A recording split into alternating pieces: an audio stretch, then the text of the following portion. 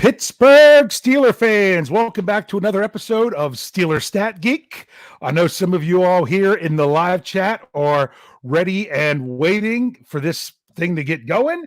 And here we are. We were just trying to get a few things set up because, first of all, with me, as usual, is the norm, my big brother, Rich. Rich, how's it going this evening? Going well this evening. No problems, no issues. Enjoying some warmer weather. Warmer weather is nice. Yep. I just returned from warmer weather, but at least I still had some warmer weather when I got home. So we have a special show tonight. We're going to be talking some salary cap stuff, but we have a guest with us tonight. We're about ready to bring in. This is a little something that a few weeks ago, for those of you that missed it, we had the author formerly known as Cliff Harris is Still a Punk, Kevin Smith, that was with us, and he talked some Steelers running back stuff.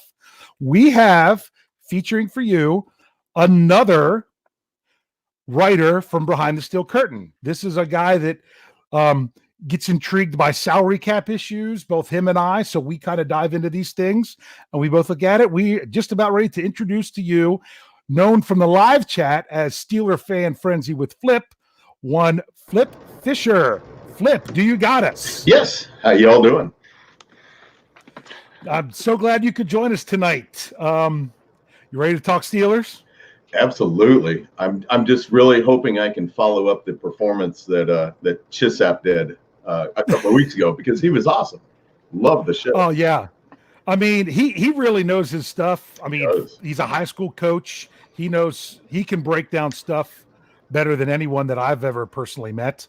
Much better than myself. So that was really nice to have him on. Is there anything, would you like to share a little or a lot about yourself? Anything you want to say to people out there? You don't have to share much other than just, hi, I'm Flip, or anything you'd like to say, maybe your Steeler connection or anything like that. I'll just tell a little funny story. When I was a kid, growing up in Nebraska, in the middle of Nebraska, you either got the Chiefs or the Broncos on NBC, and we're talking in the 70s, mid to late 70s, and so and then of course on CBS you would always get Dallas or Washington, and so my mom still tells the story, over 40 years later, of how I would throw a fit if I didn't have a black and gold shirt to go to school in, when I was 8 years old, 9 years old. So, I'm definitely a lifelong Steeler fan. Love it. Yeah. So it's just, that's who you were able to watch, and that's who you fell in love with? No. I just never, I fell in love with them because, I don't know, they had black and gold uniforms, and I was really disappointed when I first noticed that, Terry Bradshaw got his helmet knocked off and he was bald. So, so I was a little disappointed, but still remained a Steeler fan anyway. It did not deter your fandom to a point of where you had to abandon your black and gold gear. No, not whatsoever. That's great. That's great. Let's real quick recap some news. Today was actually a pretty big news day when it came to Steelers information. We found out that the Steelers will play 5 preseason games this year. We were pretty sure that was going to be the case, but now we know their opponent. Well, let's start with Rich. Rich, what do you think about the Steelers facing the Cowboys in the Hall of Fame game? What I found most interesting is that we're going to play them in that Hall of Fame game, and then we're going to turn around and play them in the regular season. I thought that was interesting too. Yeah. I didn't think that was going to happen. What about you, Flip?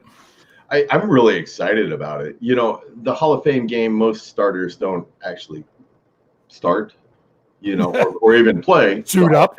Yeah. But, that would actually be so much fun to actually go to Canton and see that game be played live. Yeah. Tickets go on sale this Friday at 10 a.m. Eastern. That was something I did find out with that today. I was really surprised that it was the Cowboys, because at first I thought, oh yeah, it's the Cowboys. I was looking at who all was being enshrined, and I'm like, oh, well, they'll do the Bill Cowher, Jimmy Johnson thing. And then I'm like, wait a second, the Steelers and the Cowboys play each other this year. Maybe it won't be the Cowboys. Maybe it'll be the Vikings because of Steve Hutchinson. But I like the notion. We could all but guarantee the Steelers and Cowboys will not be facing off early in the season. and which I like increases the that. likelihood I guess it was you or whoever liked that idea that, hey, maybe it's going to be a Thanksgiving thing with them. that's probably, unfortunately for the players, because I know they don't like it. Yep. Chances are I would not be surprised to see the Steelers traveling to Dallas for the Thanksgiving Day game. I mean, they're always wanting good games there, and that's going to be two high-profile teams. So we got that news today. We got news of where they are extending the period of the franchise tag until Monday at 11:59 a.m. 59 and 59 seconds. Yeah, because like 1 second later is when the legal tampering period starts. We're going to hold off talking about that because that's going to go right into the salary cap stuff. But the other news that came out later today is the Steelers did receive their third round compensatory draft pick, which was projected. I was really close. I projected pick 103. It actually was one better at pick 102. So the Steelers will have the sixth of the third round compensatory draft picks, which means they do have a third round pick after all. Whether they use it to take a player, trade, or whatnot is yet to be seen. Any thoughts on that from either of you? It wasn't a big surprise. No. Glad that it worked out. You always worry that all of a sudden, they decide, and they ditch them. Yeah, and that drops to a fourth, which is 30-some picks later. I actually how about you, Flip? I actually thought it was going to be like the second to last compensatory pick. And what is it? It's a pick. What'd they say? Was it pick 54? Well, of the compensatory picks, it's the sixth pick of the compensatory picks. Okay. So it's up there. I couldn't remember exactly what pick they actually said it was today. Yeah. Well, the important thing is now that it's official, a lot of the mock draft people can actually assign the proper mock drafts. Because I know Jeff gave me a hard time because I didn't include the last mock draft I did for Mock Draft Monday. They did a third round pick and they had Jalen Hurts going to the Steelers. He's like, that should have been your headline. I'm like, Jeff, the Steelers don't even officially have a third round pick yet. That's all speculation. I'm like, I'm going to wait for them to actually have a pick before I go beyond the second round. And the good thing is now that they've been officially announced, they can also be traded because that's something that was new within the last couple seasons that they could trade these picks. Yes. So that's some good stuff. When it comes to that deadline, let's dive into salary cap and let's just say, well, first let's go back and look at the deadline to help lead that in to salary cap. The Steelers can franchise tag Bud Dupree. I say Bud Dupree because it's not like they're not even thinking about it. The Steelers can use the franchise or transition tag. They can wait up until 11:59. Yeah, on Bud Dupree, 11:59 a.m. on Monday. So what has to happen salary cap wise in order for them to be able to do that? Flip. Right now, they don't have to do anything. Because they don't actually have to get cap compliant until March 18th at 4 p.m. Eastern, to be exact on since we're going on the exact time. Yes. So they can actually be over the cap.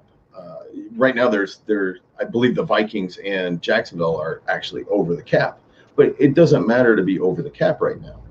So the Steelers can franchise tag Dupree at any time, but of course, they're waiting on the players to actually vote and see how that goes. Yes, absolutely, because they can tag him, they can offer their tenders, but they don't have to make the corresponding moves to get under the cap until Wednesday at 4 p.m., which is when the new league year starts. Correct. So that's pretty interesting. So exactly how much right now do they now? I know this is projection. What number are you using as a projected salary cap for 2020? So what I'm using is right at 200 million. Yes. Same here. Yeah. Will it be 200 million? Will it be different? And that's a 12 million increase from 2019. And so right now we're sitting roughly 1.6 million under the cap, which that's nothing. Yeah, that was going to be my next question. You say it's 1 point. Around 1.6 million or so. Around I think 1.6. Yep. Yeah, that's what I had. I had it estimated around $1.5 million, because that's where they're sitting under. Now, I know, because it's funny, because I find myself using some of the lines I saw you saying last year. Every time somebody wanted to talk about signing a player, this has now been our response on this show for weeks now. Rich, what do we say every time we say the Steelers need to go out and sign this guy? We say, with what money? With what money? Because they don't have the money. So every move that the Steelers make now is going to have a corresponding move in order to stay cap compliant. Correct. So what all can they really do right now? With that, well, that kind of goes hand in hand with what happens with the CBA. Yes, because the CBA is going to be the big factor, on whether we can restructure, whether we're going to have to start jettisoning players because we don't have any cap space. The big thing is Bud Dupree. Are we going to tag him for $16.2 million? Yeah, and of course I think they're going to tag and not franchise tag and not transition tag, because they're not. I mean, they could save a couple million there, but it's not really worth it. You don't get any compensation for transitioning tag. A player. What do you think about the exclusive versus non-exclusive? They're going to do it. I think they'll go with the non-exclusive because it's cheaper, and it's not really a lot cheaper. Could they actually trade him? It leaves it open to trade him, but I don't know if it'll happen. I mean, do you think that the Steelers, the biggest thing with the non-exclusive is if someone else goes out there, if he goes and finds a deal somewhere else, the Steelers can either match it or that team has to give up 2 first-round picks. Do you see any team out there that's willing to give Bud Dupree a good enough deal to get him away from the Steelers and surrender 2 first-round picks? Well, you have to sign him to a long-term contract. You have to agree with him, to do that. And then you have to go with the compensation. So, what's Bud Dupree's value? A lot of people knock Dupree for being a one-year wonder, but he was excellent for years before that versus the run. Very good against the run, and he doesn't get enough credit for that, in my opinion. Now, last year he had the breakout season with the 11.5 sacks. Yeah, it's funny when it comes to Dupree. There's an article I'm working on to really get some numbers behind it. And I'm making the argument that he could be the highest paid person on the defensive front next year if he plays under the franchise tag. That would give him a bigger cap number than Tuitt, a bigger cap number than Hayward, unless something happens with his deal. And yet he could actually be the weakest link on that front five. Agreed. Especially with how much the defensive line has really stepped up. Because Rich and I talked about this a couple weeks ago of that defensive line. Now, some people despise Pro Football Focus rankings. Some people live or die by them. I'm more in between. I think they're better for certain positions. I think they're not bad for positions where you are basically locking up with a player, like offensive line, defensive line, even outside linebacker, edge rusher. When it gets to like the secondary, you never really know what the person's assignment is to really properly grade them because they're operating in space. So I think the guys that are in contact with each other on the line of scrimmage is a little bit easier to go. The Steelers' defensive line, do you remember this, Rich? Do you remember what the lowest ranking was out of the top 4 defensive linemen? Hold on. In the league? It was 11? It was 11. Yeah. It was 11.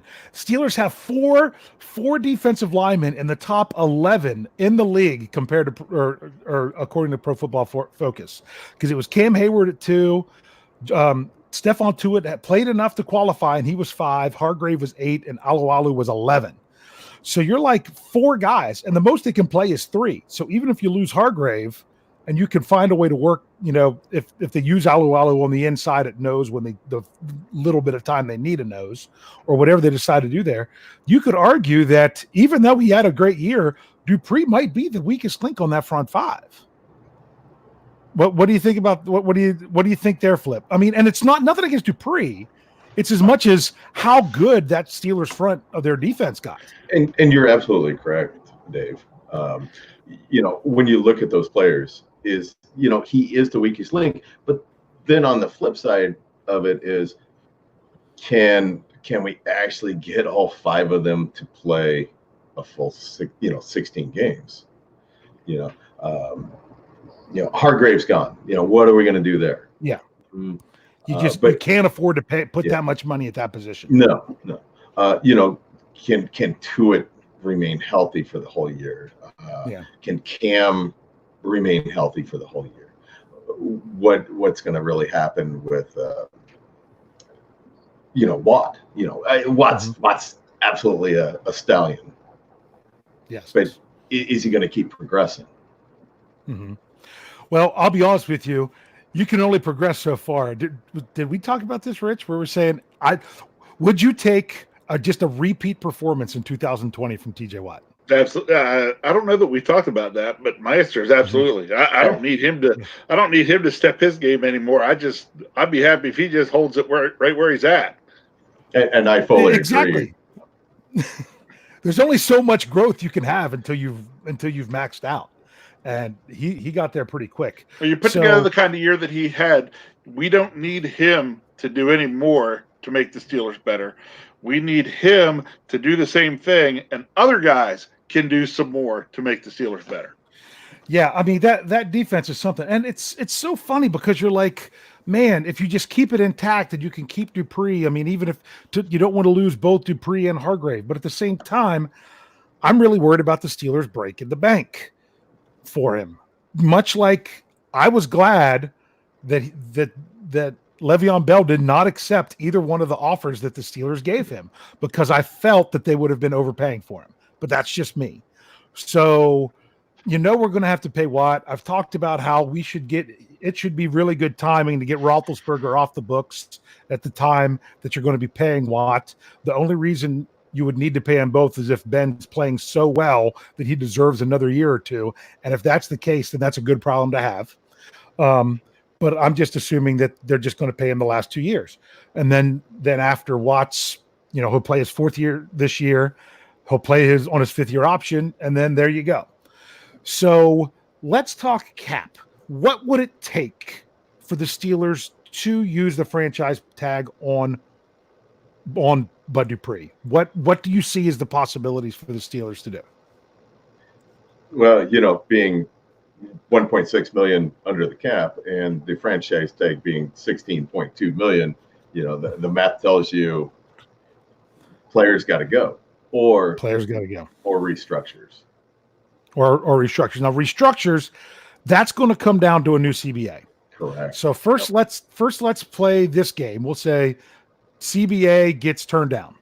We'll talk about the implications of that later. We're going to talk about it in the next show, because we'll have that in the next show. For those of you that aren't aware, we will be running 2 shows tonight. If you're listening to this in podcast form, you'll have the first show in the morning. The second show will be out in the afternoon for your afternoon commute. So that's just kind of how things are going to roll. So we'll dive a little bit more into the ins and outs and the good ideas, bad idea of the CBA. Let's just talk about if it goes through and if it doesn't. If there's no new CBA, what are the options? You can do some restructures, but it'll be very limited. So the main course of action then would be, you got to start cutting players. Exactly. As Michael O'Malley brought up here, he said the 30% rule. That's the rule that's going to be governing everything. If there is no new CBA, it's a rule that's put in place for the final year that says that a player's base salary cannot increase or decrease by 30% from one year to the next over the course of their contract. So I did some math. And I figured out, like, let's say they tried to restructure Ben Roethlisberger. Because of the 30% rule, he's the person they could get the most money from because of this rule, and they could only get $3.2 million for this year. That's the best they could do. Which, when you think about it, is nowhere close to what it would be if you cut a certain player or two. So you think basically you got to cut guys, right? Yeah. So a good analogy with thinking about the 30% rule is it's not only in effect for 2020 and 2021, it's in effect for 2022 and 2023. So if we were to actually sign, let's go with Bud Dupree. All right, well, let's go Cam Hayward. And okay, that's a good one. So to stay compliant with it, we could pay him $10 million this year, $13 million in 2021, $16 million in 2022, and $19 million in 2023. And then 2024 would be, we could pay him whatever, but we couldn't deviate from that schedule. Yeah. So that's what makes it really tough. Yeah, well, because you could pay him the same amount every year, but that's not generally what the Steelers are trying to do. They're trying to pay. For those of you that don't understand, and correct me if I'm wrong here, Flip. When the Steelers sign a player to a new contract or an extension or everything, what they generally do is that first year, most of their salary is the signing bonus. So they pay them about the same amount of money every year, but they give them that signing bonus the first year because it's the first year, and that's guaranteed money. So they pay them that signing bonus, but that bonus gets split up over the life of the contract. So if it's a 4-year contract and you signed a $4 million signing bonus, it counts $1 million each year. Correct. So that's the thing. The 30% rule was governing the base salary. So that means you couldn't go into a player that, like, let's say, I'm not going to even make it a real player. There's a player that's getting paid $10 million this year and $13 million the next. You can't go into their $10 million and say, hey, we want to give you 8 of it as a signing bonus. So we only have to so we can save $4 million on the cap this year.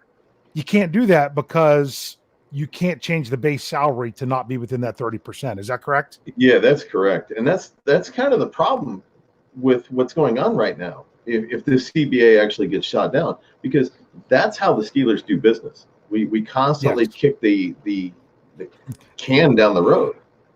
Yep. And we're not being able to do business as usual, and we would be at a massive logjam because of it. Yes. So now here's another thing where I was crunching some numbers. Can you explain? It's the salary cap. They have to be compliant by next Wednesday, but it's the 51 player rule. Is that correct? Yeah. It's such a stupid rule. It really is. Okay. And why it was, and I have not dug through the 450 pages of the next CBA yet. I've been waiting for you to do that, Dave. So I've been trying. Oh man, it's so brutal. I've been trying to work my way through it. Rich, have you checked out the CBA? Yeah, no. I've been waiting on your story. I just read your stories. So people are tired of the CBA. So go ahead. So it makes no sense to even talk about the 51 rule. 51 player rule. So in the off season, you only have to be cap compliant on the top 51 players. But come, week 1 of the NFL season, you now have to be cap compliant of 53 players and the 10/11 man practice squad. Yes. So my understanding is the reason they do it is to give the teams a little bit of freedom, because that might be one of the reasons they decide to cut someone who doesn't make the team. Let's say they cut someone who has a $2 million salary. That's going to help move that down some. So they generally, what you want is you want to make sure that you're going to have enough space under the salary cap to go from 51 to the 53 plus practice squad. So I remember you talking about this either in an article here about how much extra money do teams generally need to have under the salary cap assuming that salaries are the same and we're not doing with the new CBA, what kind of numbers are we looking at there? Because I remember you throwing out something last year that said the Steelers need to be under the cap by this much just during training camp, just in order to be compliant when they have to cut down rosters. Yeah. So in the, right now we're 1.6 million under the cap, but the expenses in the off season is, you have about what ends up being about 1.5 million for our draft picks this year. So we have that. So basically right now we're 100,000, up.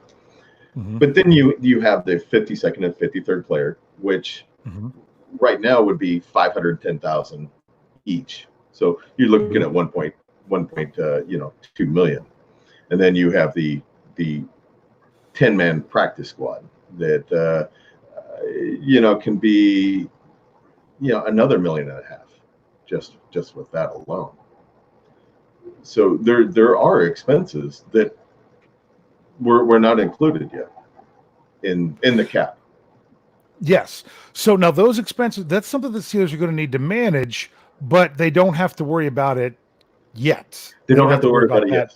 Yeah. Right. So even the draft class, that you don't have to worry about the draft class when it comes March 18th because you haven't drafted them and you haven't signed them. But it might be a player that you have to cut later in order to get down, but you could wait and see how things play out. Is that probably the right way to work it? Yeah, because we don't generally sign a lot of our players until June anyway. Like the first week of June or late May. So you don't have to worry about that. But we're always pretty far underneath the cap until then.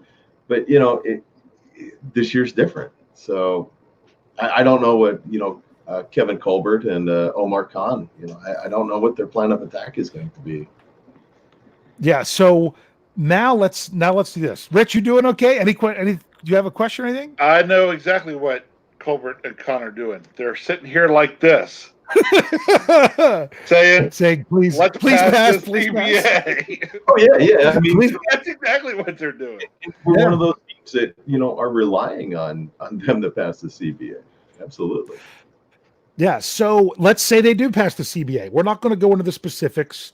I don't know how the minimum salary stuff is going to affect the salary cap and all those kind of things. These are all things that we'll find out once it goes through. How that's going to work. But let's just say from a conducting business standpoint, what's going to happen? Are the Steelers still going to have to cut some guys regardless, even if there's a new CBA or not? I think so. You look at the couple of the contracts that we're sitting on with my favorite punching bag, Mark Barron, and there's no way we're going to pay him $8 million. I think. Yeah. No, and they would save just over $5 million with it. Correct. Yes. And then a core special teamer with Chicolo, he's not going to see his contract either.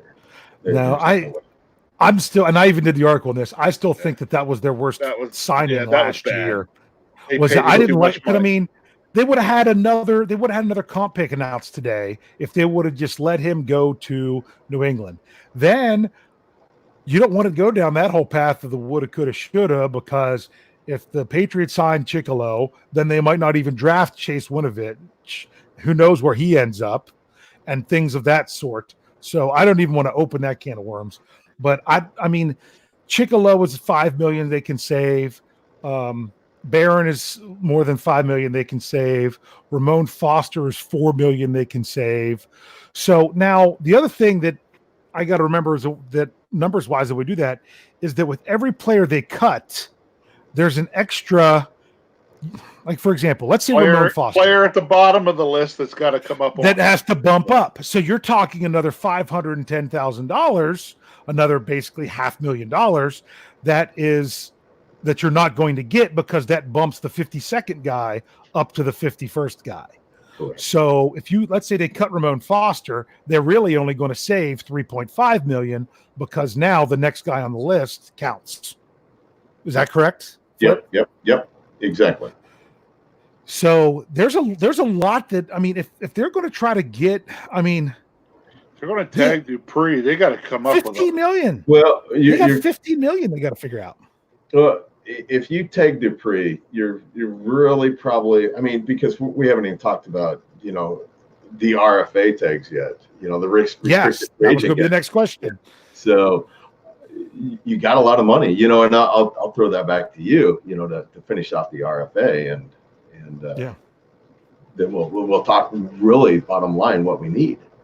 Yeah, because you've got guys like Matt Filer. Now, I think you and I disagree on what round they should tender him at. I'll go second round with him. That's what I thought. That's what I think. I think he should be a second round tender. I've changed my thoughts on him and go second. Yeah. What about Mike Hilton? It's kind of a tough one because you got to remember earlier last year, he was actually benched for Cam Sutton for a while.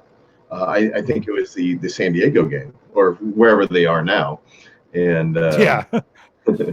So yeah, I think they could go with the original round tender with Hilton. Gotcha. Which, because he was undrafted, would be basically a right of first refusal. Correct. Meaning they could match any other contract. I think that's the route they go with Zach Banner. You don't even know that they're going to tender him, do you? See, I don't think so. I mean, how many snaps did he play last year? A couple hundred. Would you really want Zach Banner to be your right tackle? I think some of you guys do, but me, I haven't seen enough of him that I liked. I don't really want to see a 360-pound right tackle out there. Yeah, I mean, I think he's a better left tackle than a right tackle. I think Chooks is the better right tackle, but I think that they only dressed one of them in the game, and they had Banner playing the extra tight end position, and that's why it was him, which was interesting when they decided to move Filer to guard to go up against the Rams, and they started Chooks. He played every snap, and then the very next week he was right back to not active, which is, really kind of weird to figure out exactly what they think of him. They thought enough of him to make him active to start, but then they don't want to keep him active. It was actually surprising, after the year before when he had, I think, 2 or 3 starts the year before, and then all of a sudden, he's a weekly inactive. Yeah. So then that comes down to, what do you actually do with Banner? Do you RFA him? I would. My idea was to go with the original round, which he would be a 4th round because he was drafted in the 4th round by Indy. So, but then again, they've got to be able to afford that tender in the first place. So that's going to be tough. You've got other question marks. I mean, people would really like to keep. I would really like to keep BJ Finney because, especially if you're not going to keep Zach Banner, I think you kind of. Most people are assuming they're not going to keep Ramon Foster. I mean, do you really want to lose 3 offensive linemen? That's going to be tough. So you'd like to keep at least one of them. So then you'd have to either have the money to pay Finney, or you have to be able to tender not Filer. Well, you're going to tender Filer. Hilton. You're going to tender Banner. It's just Rich. Who do you keep? Who do you let go? What do you do with the numbers? Because the numbers are so bad. You definitely go with Filer. Yes. And after that, I'm not real sure. I mean, is it a that we don't need to keep them, or a keep one of them, but I don't know whichever one they can get? I would say I'd something keep like one that, of them, but I'm not sure who I think is more important than others, which is why I'm glad I'm not making this decision. Well, we let those guys that get paid a lot more than us do that, right? Exactly. So I mean, that's the thing. That's why I've said often that tagging Bud Dupree this year is just going to kill anything else that they do. Because you're going to have to cut 3 or 4 guys just for that one. It would be so much easier to say, you know what? If we're going to let Ramon Foster go, let's use the money that we would have had to pay Foster to offer Finney a contract. Okay? And keep that the same. Or other places. But to lose so many people just for Dupree, Just it's going to take up Dupree's all your efforts. moves. But were It's you going to take up impressed? all your moves. Were you impressed enough with Finney to actually want him on another contract? Me personally, I was not. I was very underwhelmed by Finney last year. When it came to Finney, and I've said it a lot of times, you know, now remember, I'm an offensive line guy. I think he plays better at guard than center. I think he can play backup center, but I actually I was more impressed with when he filled in for DeCastro last season when he had the broken hand. That I thought that he played very well. So I can see that. But the question is at what cost? Yeah. I just don't see him very good at the run game. That's my kind of disappointment in Finney there. And we're talking, do we original round tender him? Oh no, he's actually a free agent, isn't he? So how do we actually get him under contract if you want to go that route? Yeah. And how long of a contract? Do you just go 1 year? Do you go 2, 3 with them? Yeah, well, I mean, I would say if you do something with Finney, if you could do something that's 3, that especially that you get him to where he doesn't have much of a cap hit that first year. But once again, that would be a new CBA of what that would take. So there's so many question marks with the salary cap. How do you negotiate it all? How do you figure it out? Because see, that was the thing with Brian Anthony Davis. He was saying they always find a way. And I'm like, if they don't get a new CBA and they have this 30% rule, they don't have the way that they always find. They can't just work their magic. They'll have something else they have to do. But what do they do? And that's been the problem with so many Steeler fans is they keep saying we find a way. We find a way. But this year, like you keep saying, the 30% rule makes this year absolutely not like any year previous. It doesn't. Since we had the uncapped year in 2010. And if you cannot pull big money off the books, you got to cut players. The Vance McDonald's, Chicklow and Barron, they might actually be gone already, no matter if there's a new CBA or not. But then you start making tough choices like, Vance McDonald or other players.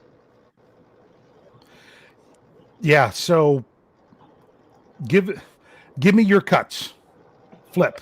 Rich, you think about it. Flip, you give me your cuts, then I'll ask Rich, and then I'll give mine. Who's your cuts and who's your keeps? Barron and Chicklow are gone. I was so against Barron to begin with. I really railed against his contract.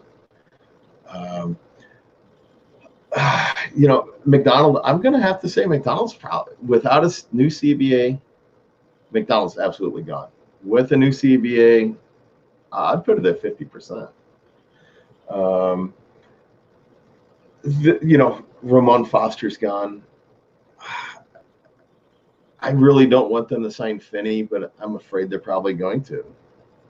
I don't think he's that good, personally. Here's one that most people don't bring up is Jordan Berry. Yeah, we've brought him up a couple times on the preview. 2.2 million cap, only leaves $375,000 in dead money behind. Yeah, he kind of gets a bad rap, but then he kind of faded down the stretch last season. He had a good season until he didn't. He had the great punt in the San Diego game that put him on the one. Everybody forgets that, but then he shanks off a 22 yarder. That people don't forget about. Big Dan. What do you do with McCullough? That would be 1.5 million. Mm-hmm. What about Rosie Nix? He really has no. He's a tough one. But you sign you save about $1 million in cap space with him. He plays 10% of the offensive snaps. Not really. He's a core special teamer, but how many tackles does he really make? Well, my thing is the biggest thing with me is yeah, you need to save money, but you also don't want to carry too much dead money. He's almost even. He is. You know, Right. he's just over $1 million you would save, and he's just under 900,000 that you would have in dead money. Correct. Yeah. So he's a tricky one. Let's just say this: there's a couple of those guys that I'm wondering, is the amount of money you save really going to help? So, Rich, what are your thoughts? Cutting, I agree. Barron and Chicolo are gone. I think that it's more than likely that Ramon Foster is gone. I don't know. Who do you keep and who goes? I don't know. Because that right there is about $14 million. I mean, that's the thing. You're like, wow, we just got rid of 3 players. We still don't have enough to tag Dupree. Everybody can't see this. Here I am, fingers crossed. Just pass the new CBA would make it not a lot easier, but it will make it some easier. You know, it would be. I think the new CBA would give us enough wiggle room to make some things work. Otherwise, if they don't pass the new CBA, I don't see how we can franchise Dupree and not have to cut 6 or 7 guys. Yeah. Correct. And plus you're talking about the RFA tags on top of that. Those are $3 million each. So now you're talking, not only Dupree at 16 million, but those RFA tags at 20 plus, 22, 23 million dollars. Right. Looking at. Yeah, Wes is keeping track of it here in the live chat for us. He said, if it comes up, he said that's 14 million without RFAs, Dupree, and Vance's option. So yeah, I think my number one cut is Chicolo. My number 2 cut, unfortunately, is Ramon Foster. I've always liked Big Ragu. He's been a great Steeler, but he's getting up there, and I think he knows that the end is here. So that's my first 2. And he's definitely not worth his salary with where when you throw his salary on top of some decline in play, his age, isn't on his side. Yes. He's done. And now Jeff and I got into a discussion about the next person because he says cut McDonald, keep Barron. I say my next cut is Barron because he's like, well, Barron played such a high percentage of the play. I'm like, that's only because they were trying to save Devin Bush. I think you might have something where that role could be filled by like a Ulysses Gilbert III. It's not like you wouldn't have any option there. To me, it's just too much for someone who you're hoping doesn't have to be on the field. That's my thing. And that's the same thing with people that always keep talking about, oh, we need to sign another quarterback. I mean, you're still getting some crazy national media talking about Jameis Winston. It would be perfect in Pittsburgh. I'm like, with what money? There already has way too much money allotted to the quarterback position. And why are you going to pay anything more than the minimum for a player that you hope doesn't step onto the field? Because you could always cut Big Ben. Yeah. I mean, that would save $8.5 million this year. Well, if the new CBA comes into effect, one thing we didn't really talk about, and this kind of plays into that, is the post-June 1st cuts. Yeah. Oh, yes. Can you explain that for us? Yeah. So in the NFL, what they have is a designation called the post-June 1st cuts, and what happens is if a player has more than 1 year left on his contract, a la Big Ben, you can actually split the dead money over 2 years. Yes. But in the final year of the CBA that we're on right now, they don't let you do it. So now with Big Ben, we could save what I think his signing bonus is $12.5 million per year. So if we were to get rid of him this year, we would eat $25 million. You'd eat $25 million this year. Yeah. Now, when it came last year to Mr. Third and Fifth, that's Antonio Brown. You probably know that from tuning into the show enough. They had the option to do a post-June 1st cut when they traded him with his dead money, and they didn't use it, correct? They They didn't. Because he's no dead money right now. Correct. So they took it all last year.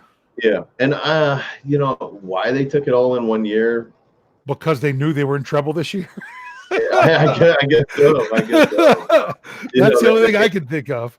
So, well, because they had that little bit of extra cap space that rolled over from Le'Veon Bell never showing up and playing, so that they kept having to hold that money for him. So that helped with that a little bit. But these numbers are crazy. So I have one last question. We're going to wrap things up here before we head to the next show where we'll really get into the live chat. So make sure you come to the next show. We'll talk a little bit of the CBA, and then we'll do some question and answer stuff. But my question is this. If there's a new CBA and the Steelers can now kick the can down the road, to me, I think the first thing they do is they sign Cam Hayward to a new contract. Because they could reduce the hit at the beginning, and he's going into the last year. So therefore he could have a lower cap number for this year, and then it'll grow as the contract goes. Is there anyone out there that's really primed for a restructure that could really save the Steelers that much money? He's definitely the big one. And, he could save. Let me see. I wrote this down, but now I'm trying to find it. Sorry.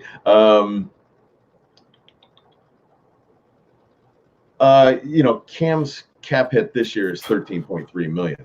So you could take that, all the way down, and almost 4 of that is dead money from his signing bonus to start it. So that's not going to go away.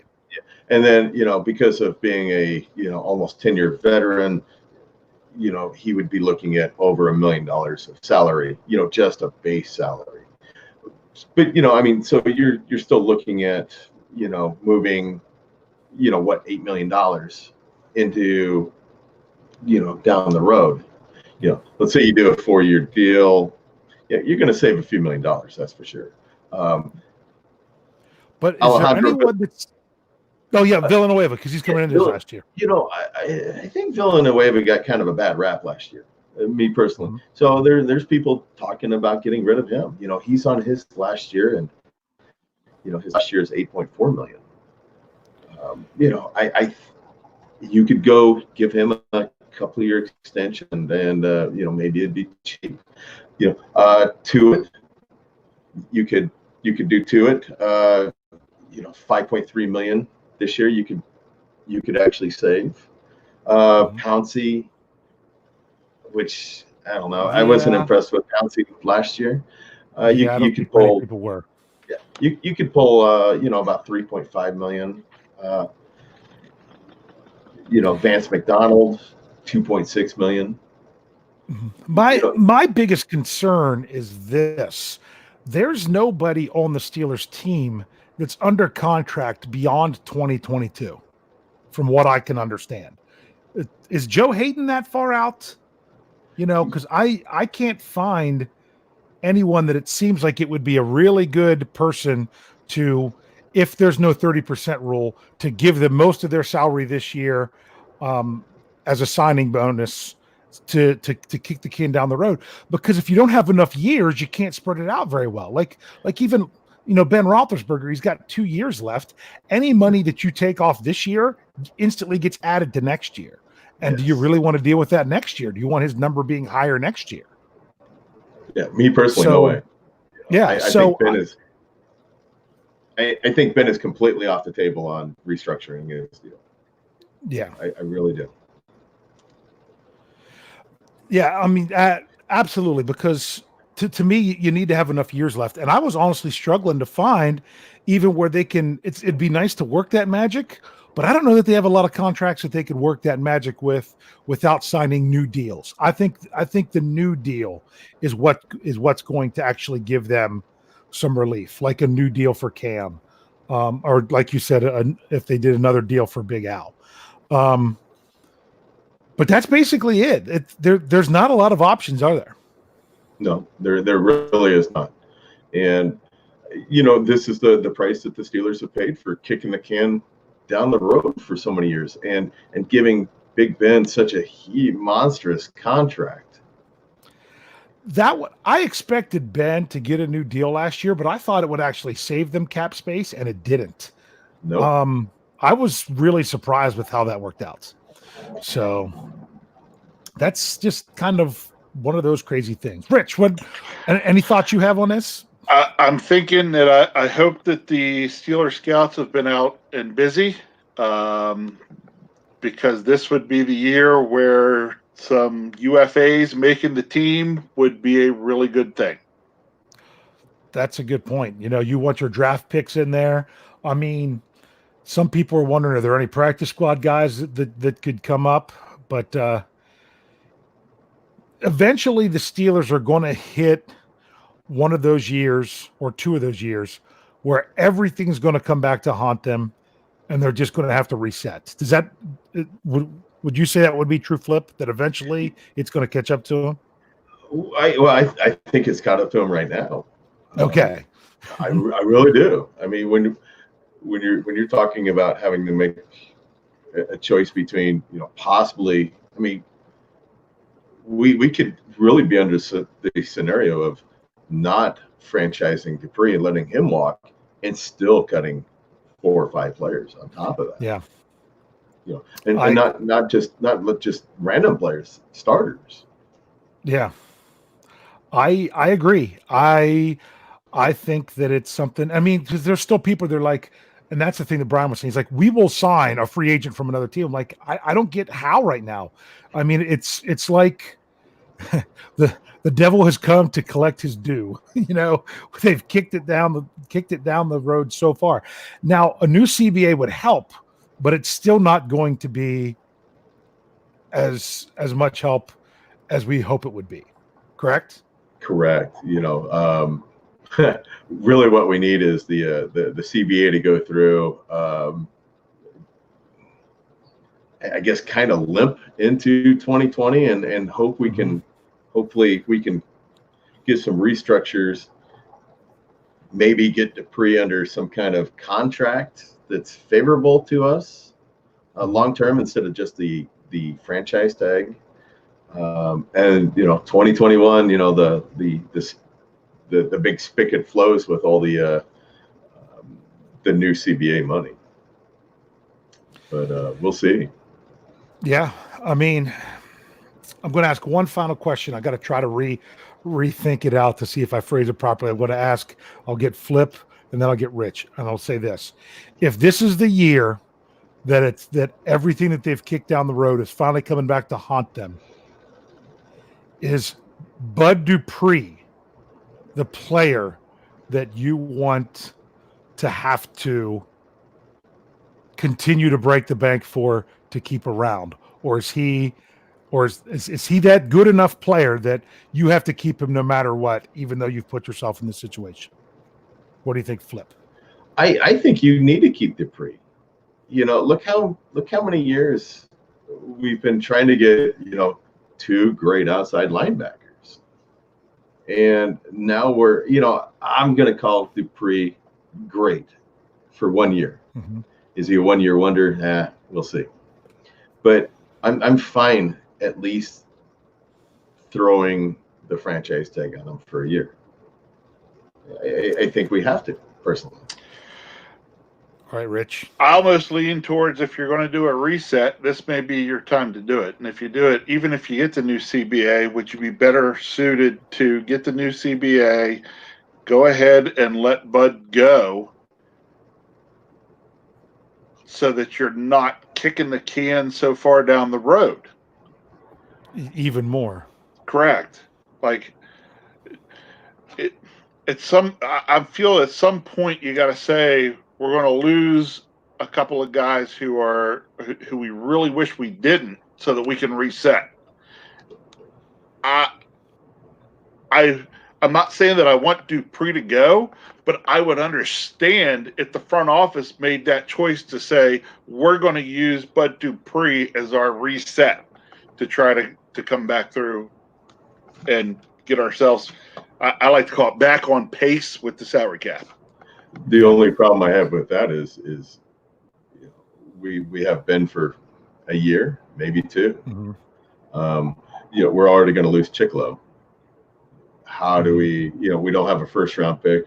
We have basically a 4th round pick in our compensatory 3rd round pick. How do we actually find a outside linebacker to start? That's the good question. That's why I still think that's a high priority in the draft, even if they keep Dupree. With some of the numbers I was running with that article I was talking about with Dupree possibly being the weakest link on that front 5, which I could say isn't a knock to him. It's just showing how well everyone else is playing. Is there somebody else that had a better year last year than Dupree that the Steelers could get for cheaper? Would they be better off? Because if you look at what they're going to get, well, first of all, Dupree isn't even projected to average a yearly salary of what the salary cap would be for him. If you look at what Over the Cap was doing some of these projected numbers, and they were projecting Dupree to be around like a $14.5 million a year, which, like you say, is $2 million less than what the cap number would be. But you get someone who's actually ranked a little bit better than him, like a Kyle Van Noy out of New England, who you could get for around $10 million a season. Now, granted, he's a couple years older, but he is just under 30. Would the Steelers would that be wiser? Do you think they could save $3 or $4 million doing it that way and not having to cut 5 guys just for one? That's the $1 million question right now. That's $1 million question. Really we have no idea. What is Dupree's asking price right now? Yeah, that's what we don't know. And that's what we don't know. I mean, my biggest fear is him playing under the tag. Some people are like, I'll tag him for a year just to see if he can do it again. Well, my thing is huge number. Yeah, I mean, that number's not worth it. To me, personally, I say tag Dupree, try to work out a deal. If he doesn't do it, I rescind. I'm not spending $16.5 million on him this year. If I can't get a number for this year that's down to, at least 12 for the first year, I don't want to do it. But that's me personally, just because. And it's nothing against Dupree. It's just you can't make the numbers work. The problem with rescinding the tag is you're going to franchise tag him before the free agency starts, and you're going to keep that tag on him through free agency. So now all that money is sitting there wasted if you're going to actually just end up rescinding it, because you're going to end up rescinding it in probably June, July.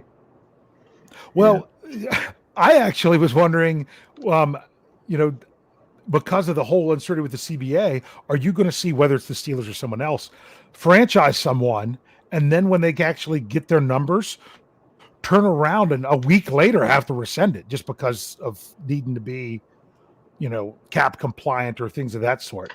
Maybe the Steelers offer Dupree the tag and they go out and see if they can sign somebody else. And as soon as they have someone who's ready to sign, then you rescind it.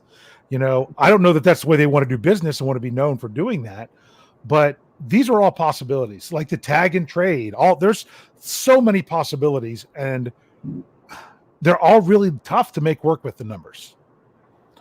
So that's a lot of questions. I know we've kind of gone a little bit late here on the first show tonight. We're going to keep it down next on the next show, but Flip is going to join us for the next show, right? Yes, sir. All right, we're gonna play a little bit to CBA or not to CBA with the next show. So make sure you join us. Now, for those of you that are in the live chat, thanks for being there. I know you guys were having fun. I didn't get to see that much of what you were doing, but we will definitely be ready to take some questions partway through the next show. So make sure you have them ready. For those of you that are in the live chat, or those of you watching on YouTube at some point, make sure you click that like button. And if you haven't already, subscribe to the channel. And those of you in podcast form, we really appreciate any great rating that you could give us. More importantly, part of the reason we're having Flip on here is we're trying to, because people have been asking questions lately about BehindTheSteelCurtain.com, because we found that a lot of the people that are tuning in to the podcast, especially on YouTube, might not even be visiting the website. So we wanted to get you all an opportunity to meet some of these writers. So we've met Kevin, we've met Flip. We're going to see about maybe even doing some more here over the next couple months. So these are the people that you can get their stuff on behindthesteelcurtain.com. Flip, do you have anything special brewing for us that's going to be out anytime soon on the, any article you're working at you want to tease or anything? Oh, yeah, I can tease a couple. I'm looking at writing an article about this would actually be the perfect year if the CBA passes that we get rid of Big Ben with all the quarterbacks out there in the free agency market. The other one is you are definitely not afraid. Wow. To bring up to stir the pot with people, are you? That's one thing how I am. You're never afraid to stir the pot. I'd label that one as bold move. I mean, yeah, I don't think it's not unheard of. Yeah, it's not going to necessarily be popular, but maybe it would be. I took a severe beating last year when I said, I didn't like the move up for Devin Bush. So, I know. Yeah, you had me so frustrated. It seemed like you hated every single pick that the Steelers had up until about the 6th round. There's actually a really funny story that I'll maybe say for another time about the whole Devin Bush article, and but how do you feel about it now? It was a really deep draft. Yeah, you felt they moved up in a draft they should have moved back. I still think that Devin Bush was really opportunistic last year, but he was terrible in coverage. Well, I know he was just a rookie. Well, no, he was. If I get this right, he was not good in zone coverage. Is that true? That he was? I would actually have to look. I'd actually have to. From what I saw, that his man coverage was fine. His zone coverage was struggling. But they also say when it comes to the NFL, that's one of the hardest things for guys to figure out. So I think next year is going to be the key. Can he improve that coverage next year? Next year is going to be the year to figure out if he was a good move for the Steelers. And I agree with that completely. He's a fantastic player. Don't get me wrong. And I should say he was a fantastic college player. He was very average besides his opportunistic turnovers last year. He had a lot of missed tackles as well. I think 10 or 12 throughout the year. It was a deep draft. Yeah, that's really I got you. I'm just gonna. I got you. Hey, but this is what we like about Flip. Flip isn't afraid to put the ideas out there that might not be popular. So, because there was actually I can't even remember what article it was. I actually said to Jeff, I'm like, "Are we going to run that? He's going to get roasted for this. He's going to get killed." And Jeff is like, "Yeah, we're going to run it. It's going to bring traffic, and 2, we don't want the same opinion out there all the time. That's everywhere. That's our jobs." If you're expecting me to be, the Steelers.com people, the Missy Matthews, I can't think of the guy's Bob name. Labriola. Yeah, Labriola. That's not me. That's not me. Yep.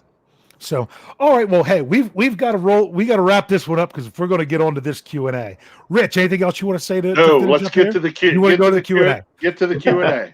All right. So for those of you watching us on YouTube, give us about 5 minutes to get back in the room, and we will be back with you. If you're listening to us on podcast form, we will see you this afternoon whenever it's available. And as Lance Williams says, tune in, tell a friend, and subscribe. Thanks for geeking out with us.